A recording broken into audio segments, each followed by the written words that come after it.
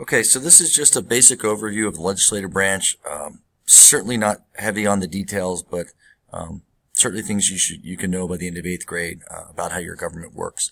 So we've been learning about the Constitution and principles behind the Constitution and the structure of the Constitution. And we described how there's multiple articles in the Constitution. And Article 1, the longest article of the Constitution, describes the legislative branch. All right, so the legislative branch, this is our branch of government that makes the laws.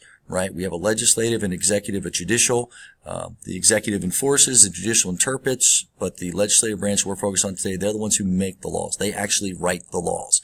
So if there's a good or a bad law in the books, it's pretty much the fault of the legislative branch, although the other branches do play into this also. Our legislative branch is made up of the Congress. Congress is the elected members of our government who write the laws, and Congress is basically broken down into two different houses. We call it a bicameral legislature. The first is the House of Representatives, sometimes called the lower house. The House of Representatives is based upon population.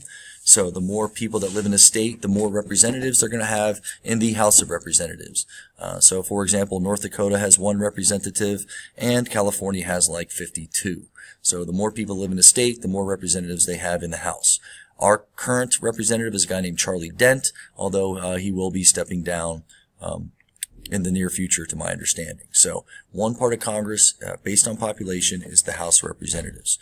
The other part of Congress is called the Senate. And the Senate has every state equally represented. So every state sends 2 senators to the Senate. Doesn't matter if you have 50 million people living in your state or 5, your state gets 2 senators. This is sometimes called the upper house. And our 2 senators from Pennsylvania are a guy named Pat Toomey and a guy named Robert Casey Jr. So that's the other half of Congress. And the House of Representatives and the Senate, they work together, again, to make the laws. A couple other things about the legislative branch. One, the leaders of the legislative branch are based upon the majority party. And so whatever political party has a majority in either the House of Representatives or the Senate, their political party gets to be the leaders of that particular branch of the Congress, that particular House of the Congress. So currently there are more Republicans in the House of Representatives. They have a majority. So the Republicans have all the leadership positions in the House of Representatives right now. And in the Senate, there's also a majority of Republicans. So the Republicans have all the leadership positions in the Senate also. Paul Ryan is the Speaker of the House, although to my understanding he's also stepping down shortly. And Mitch McConnell is what we call the Senate Majority Leader. So he's the Republican leader of the Senate. And what's really significant about being in the majority party and having the leadership positions is that the leaders really control the agenda. They control the legislative agenda. So, for example, right now there's Republicans pretty much in charge of Congress. So any Democrats that maybe want to get a bill, work a bill through Congress, or have an idea for a new law or an amendment they want to add to a current law, whatever it might be, pretty much the Republicans dominate the agenda, and they don't they put the Democrat ideas sort of to the back of the line. And so as the House or the Senate decides what bills they're going to debate, discuss, amend, or maybe even vote on, it's those party leaders that decide which bills kind of fill in the queue. And if the Republicans want to pretty much ignore legislative ideas or moves by the Democrats, they can pretty much do so. It's one of the reasons why many people are excited about the 2018 midterm elections that are coming up, because many people predict that there will be a flip in the Congress where the Democrats may actually gain more seats and possibly take control back of Congress, which they've had in the past. And control of Congress has flip-flopped between the 2 parties, and this is the system they established in order to run things. Basically, the majority party has a lot of power, and this is what people mean when they say, you know, the Democrats or Republicans are in control of Congress or in control of the House or in control of the Senate, namely that their leaders are in charge of the agenda. The other detail that I'd like to mention about the legislative branch is committees. Committees are smaller groups of representatives or smaller groups of senators that handle different laws in different categories. So basically, when a bill is introduced, that's what a law is before it becomes a law. We call it a bill. When it's introduced to either the House or the Senate, it then gets assigned to a committee.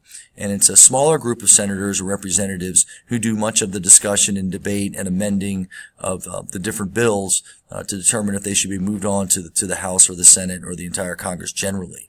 So we call these committees, and again, the leaders of the committees, the chair people of the committees, are also from the majority party, and they also set the agenda for the committees. So again, the majority party has quite a bit of power.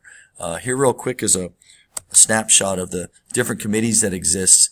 In the House committee, in the House, on the left are all kinds of committees that exist in the House, and then in the Senate, they have their own committees too. And, as you can see, some of them share names and some of them have slightly different names. But the idea is when a bill goes into the House, it's going to get assigned to a committee that deals with bills in that category. Same with the Senate. All right, so that's just a real super basic overview of the legislative branch. I'm going to put a link to a video that you guys can watch and give you some more details on the legislative branch and the bicameral nature and sort of the division of power between the House and the Senate.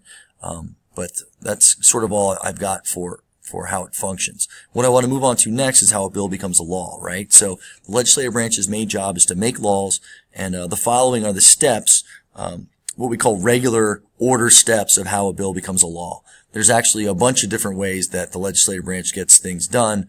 Many of them are kind of complicated and convoluted, but so for our purposes, I'm just going to review the regular order method for how a bill becomes a law.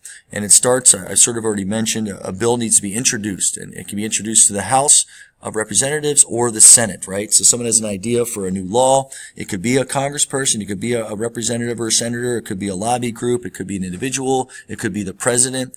But regardless, somebody comes up with a new idea for a law, it gets introduced, it needs to be adopted by a representative or a senator, sponsored, I guess is the word I should say, and then it is introduced to the House of Representatives or the Senate. It doesn't matter whether it starts in the House or the Senate. Eventually, for it to become a law, it has to pass both. The only type of law that is specifically spelled out in the Constitution as having to start in one house or the other is a tax law. Any new tax has to originate in the House of Representatives. So tax bills always start in the House of Representatives. But other than tax bills, a bill can start, an idea for a bill can start in the House or the Senate. And even sometimes they'll do concurrent bills. They'll run bills simultaneously through both. Once a bill is introduced, as I mentioned, it gets assigned to either a House or a Senate committee. So if it's introduced to the House, it goes to a House committee. If it's introduced to the Senate, it goes to a Senate committee. And there they'll debate, discuss, amend, change, whatever, maybe eventually vote on the bill. And if it passes that committee, then it goes on to the whole House or the whole Senate. So again, if it starts in the House, it goes to a House committee. If it passes there, it goes to the whole House. If it starts in the Senate, it goes to a Senate committee. If it passes there, it goes to the whole Senate. So it's basically working its way through one side, one of the houses of Congress, as it begins. Eventually, if it passes the whole House or the whole Senate, it'll go to a joint committee. A joint committee is a committee made up of a few members of the House of Representatives and a few senators, and they'll hash out a final version of the bill. And if it passes the joint committee, then it goes on to the whole Congress. Now the whole Congress, both the House and the House of Representatives and the Senate, will vote on it in its final form. If it passes there, it goes to the president's desk. The president can sign the bill or the president can veto the bill. If the president signs the bill, then it becomes a law, and then the president is obligated to enforce it. If the president vetoes the bill, it's like the president saying, I don't really like this bill. Are you guys really, really sure you want it? And the bill winds up getting sent back to Congress. So a vetoed bill returns to Congress, who can override the veto with a 2/3 majority. So instead of a simple majority, which the whole process normally requires, if the president vetoes a bill, it requires 2/3 of Congress voting in favor to overturn the veto, in which case the bill does become a law, just as if it was signed by the president, and whether the president likes it or not, he or someday she is obligated to enforce it. So that's the legislative branch in not a whole lot of time, not a whole lot of detail, but the idea is it makes the laws. It's at a bicameral legislature made up of the House of Reps and the Senate. Leaders are based on the majority party. You control the agenda. Most of the work is done on bills and in the lawmaking process by committees who handle different laws in different categories. And then below that we have how a bill becomes a law, the different steps. I hope you find this informative. If it helps you do well on your quizzes or tests, then I guess it'll be time well spent. Have a great day.